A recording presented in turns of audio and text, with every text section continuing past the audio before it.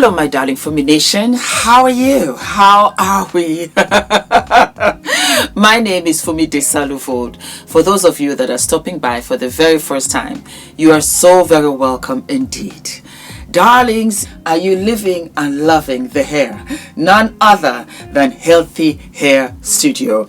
Healthy Hair Studio has gotten me ready, baby. Ready for the spring, ready for the summer. The hair is just growing. It's growing and it's growing and it's growing, and I'm living and I am loving. Hi guys, my name is ENITAN, hair coach. I am UK's first ever hair coach and a trichologist. We are a team of trichologists and hair coaches here in W6 London, and we help those who are desperate and have tried and everything else has failed. We look after those who have chronic scalp concerns, flaky, itchy scalp that's been going on for many years. We help those that have hair loss that has progressed instead of improved, and we help those that just generally want to have a better understanding of better quality hair, length, volume, and reduce that dryness. Visit us by clicking here. The blouse, I have the video on to my YouTube short. It is actually a shirt. You can do this with all of your shirts. I love this, and I wear this style a lot to my meetings. It's just, you're covered. You're covered, your chest is covered, you look so stylish, you look so smart. You can wear it with skirts, trousers. It's absolutely beautiful. So last week I got a wonderful compliment from a Fumi Nation daughter, and she says, "Love you, mom. I love it when you call me mom, Titi, Tata. I love it so much."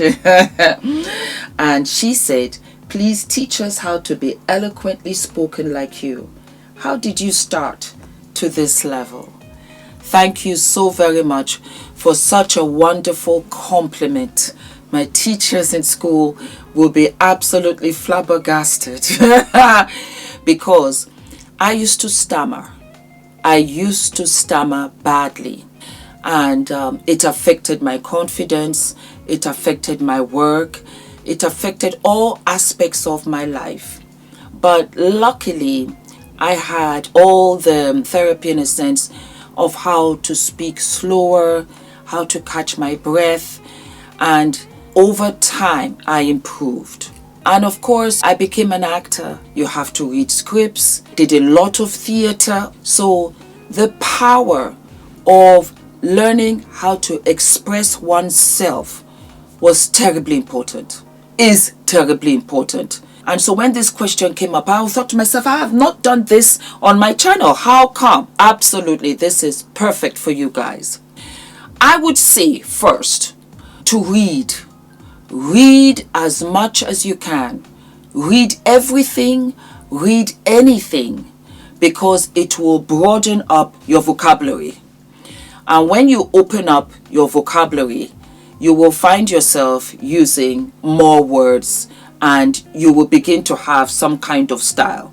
If you've been on this channel for a while, I say copacetic a lot. It's just so copacetic. I love it, baby. Let it be copacetic. I love the word. I love how it just rings off of my tongue. And you get to learn the meaning of words. You can inject that into whatever you're saying. If you are to recite a speech, for example, I would also say, read it first. Study it before the day. Don't go on the day and just think, okay, I can just rabble it up and it will be fine. It is always good to practice. Why is it good to practice? Because you become a storyteller. That's another compliment I have gotten. That Fumi, you are wonderful at telling stories. You're a wonderful storyteller. When you speak eloquently, you convey what you're saying, and you can also bring another personality through your expressions and how you speak. I'll give you an example. Here I have a beautiful book, and it is called Where the Light is Hottest. This is from my girlfriend Catherine Yardley, and I am actually a godmother to her son. I love all of her children. She has 3 children, and she is a writer. And we are hoping that this book will be turned into a film, and I am going to play the lead. I'm so excited. And her book is on my Amazon storefront. Please go ahead and get the book. It is absolutely fabulous, and it has me written all over it. She said that she wrote it for me, and I was like, what? She said, yes, for me. I thought of you. And so let us say, for example, that you and I are having a conversation, and I tell you, darling, you have to read this book. It is fantastic. And so we want to know what the book is about. And let me narrate to you what the story is about. But before I do that, I'm going to take some water. I have found that when I'm not chewing gum, I'm not eating, no. Let your mouth be empty. And sometimes your mouth can be dry if you've been talking a lot. That is why you'll see when a lot of people are on stage for all of these seminars, you see that they've got lots of water because your mouth can get dry. So make sure that you have a lot of water around you. There you go. So I feel much better. So here we have the storyline of the book. Now this is one way of reading it, and you tell me which one is better. Natasha Jones has everything: a successful acting career, an Oscar, a wonderful husband, beautiful kids. But what does she have to go through to get there? From humble beginnings in a small town, Natasha's path is a stardom and is paved with Starbucks, headaches, and momentous about. Okay, that's one. And then this is the second version. Natasha Jones has everything: a successful acting career, an Oscar, a wonderful husband, and beautiful kids. But what does she have to go through to get there? From humble beginnings in a small town, Natasha's path to stardom is paved with setbacks, headaches, and moments of doubt. In the glittering world of fame and fortune, where dreams are spun from starlight and ambition fuels the relentless pursuit of success, one woman's journey stands as a testament to the resilience of the human spirit. Beneath the facade of glamour lies the story of an unwavering determination and unyielding courage. Where the light is the hottest is a gripping tale of ambition, perseverance, and the enduring power of hope. Through Natasha's journey, we are reminded that the road to success is rarely smooth. But for those who dare to choose their dreams, the rewards are beyond measure.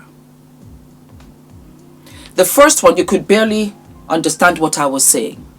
With the second, I understood much better what I was saying, because you have to pause. Take your time and pause. Take your time to read it first. If you read it first, then you understand what is coming next, the expectation of what you have to pronounce, tricky words, a full sentence, an ended sentence, the beginning of another sentence. And that way you can elaborate on the big moments in that sentence. So, for example, the first sentence, Natasha Jones has everything. You can exaggerate on everything. The way you would say, Fumi, what do you want on your ice cream? Everything, darling. I want the sprinkles. I want the peanuts. I want the Smarties. Everything, darling. Because that emphasizes that you want a lot. Do you understand? You can gesticulate as well. Why? Because you name it, she has everything. Darling, she has everything. Name it, she got it. Do you understand? And that makes the story interesting. And so they go on to say she has a successful career, because all of us want a successful career. We want to earn a living. And that for me is everything.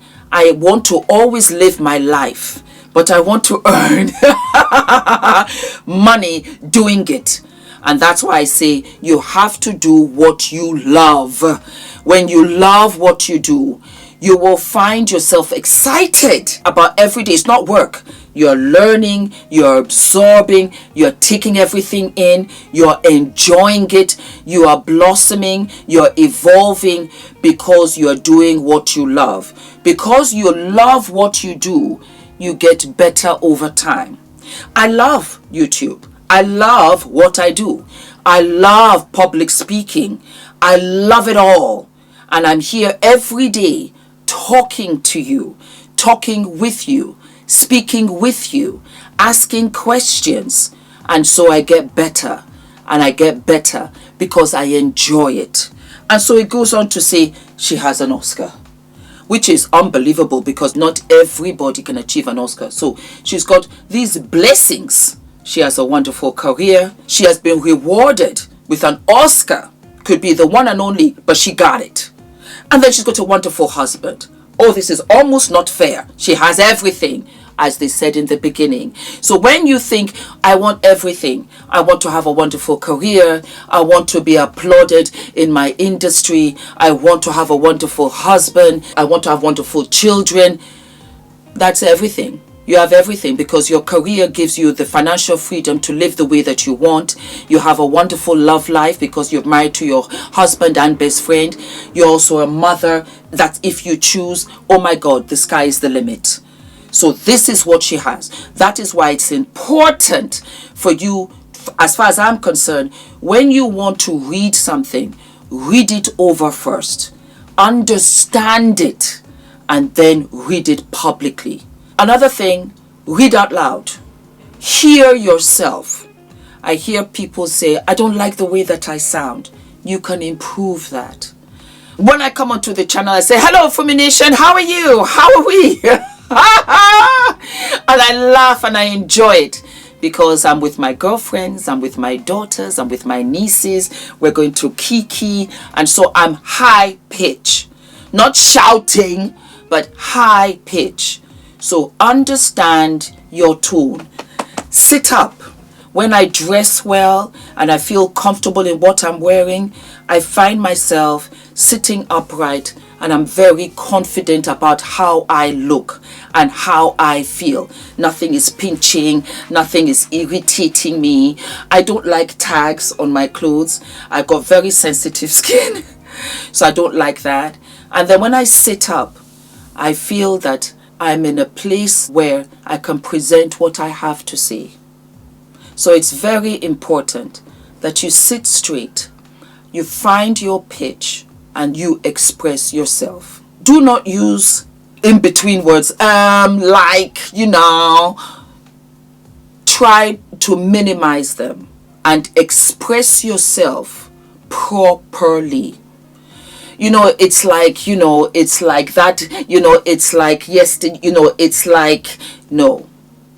It's like yesterday, you know, what happened, you know, it's like, I just don't know, you know, it's like one of those things. That is not English. That's not English. If you're speaking English, speak it. Yesterday, for example, that is what you would say instead of saying like yesterday. Yesterday, for example, da da da da da da, that way is so much better. Practice that. The like, the try not to use those in-betweens. And you use those in-betweens, even it happens for me when I'm rushing. When I'm rushing to speak because I have not let myself process what I have to say first. And I rushed it. I got to the end of the line and I realized that I hadn't processed what I wanted to say. So I was like, well, you know, like, yeah, you know, like, yeah. That's another thing. You all don't even know what happened yesterday. That is not speaking eloquently. You should have been there. Darling, yesterday. That's how you speak. You all. There's nothing like that. It is you all or all of you. All of you. That's how you speak. Sometimes your friends might think that you're a little bit too posh. That's okay. But when you're with people that you're meeting for the first time, my God, how it will open doors for you. How it opened doors for me. How it opens doors for me still. How it opens opportunities for me. It is absolutely unbelievable. And you will get to learn all of that by listening to other people that you admire. Also, for me, that works all the time, I pace myself. I was in New York last month and I did not know that I would have to make a speech. I'm going to play it for you and you will see I took my time. So Boyd.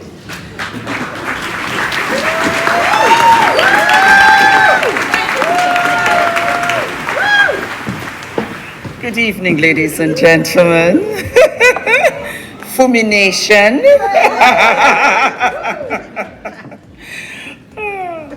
My name is Fumidesaluvold, and I came all the way from London. This year's theme is the art of beauty. And as Dr. King said, we are all beautiful. So many beautiful people in us. One of the most wonderful things I enjoy coming back to America is when I go through customs and they always say, welcome home.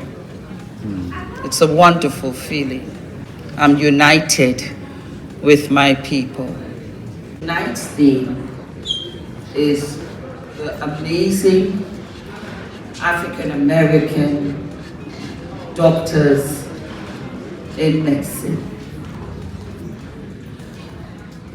I'm a little bit emotional because my father is a surgeon. Medicine has been a phenomenal part of my life. You have changed the world, and for that I will forever be grateful to you. I was blessed to have a father who was in medicine. Little did I know that I would grow up, fall in love, and do 9 rounds of IVF. And IVF was created in 1969 when I was born. And at the wonderful grand age of 49, I gave birth to a son.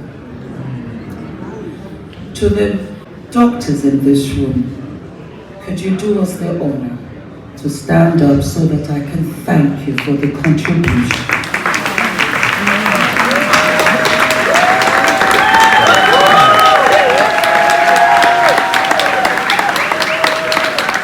That was the only way I could do it. And when you take your time and you pace it out, you also command the audience. And this is part of also storytelling. People love good stories. People love story time. On this channel they do. Because you learn when to be calm and quiet so that they're, what happened next?